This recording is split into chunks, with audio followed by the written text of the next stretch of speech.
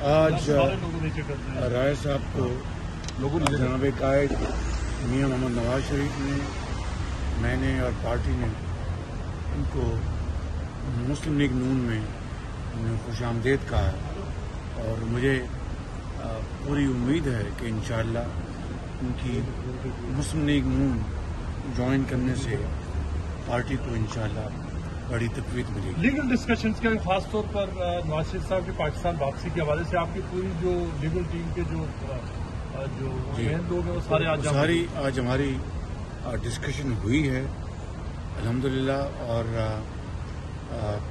یقیناً یہ جو فیصلہ آیا ہے 2-1 کا، یہ ایک افسوسناک امر ہے کہ ایک ڈکٹیٹر میں نام نہیں لینا چاہتا کیونکہ وہ اس دنیا میں نہیں ہے، اس کے قانون کو اس کو کافی حد تک اس کو ریسٹور کیا گیا، اس کو تبدیل نہیں کیا گیا۔ بہرکیف میں اس کے ساتھ یہ بھی بتانا چاہتا ہوں کہ جب عمران نیازی نے ایک مرتبہ نہیں 2 مرتبہ پریزیڈنشل آرڈیننس کے ذریعے نیب کا قانون تبدیل کیا تھا اپنے حواریوں کو NOC دینے کے لیے، اس وقت جناب بندیال صاحب کہاں پر تھے؟ اس وقت ان کو کیوں نہیں سوچ آئی؟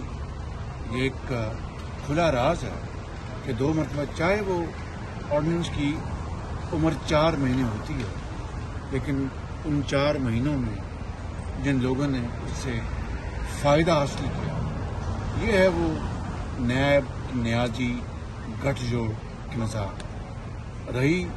ہماری بات تو الحمدللہ میاں نواز شریف صاحب 21 اکتوبر کو پاکستان تشریف لا رہے ہیں، اور یہ جو فیصلہ آیا ہے، یہ فیصلے میاں نواز شریف کے مقدمات میں جو جھوٹے مقدمات، بے بنیاد مقدمات، جو فیصلے ان کے حق میں میرٹ پہ ہوں، اور میاں نواز شریف نے نئے قانون کا ان کے وکلاء نے سہارا نہیں لیا تھا، تو انشاءاللہ اس میں کوئی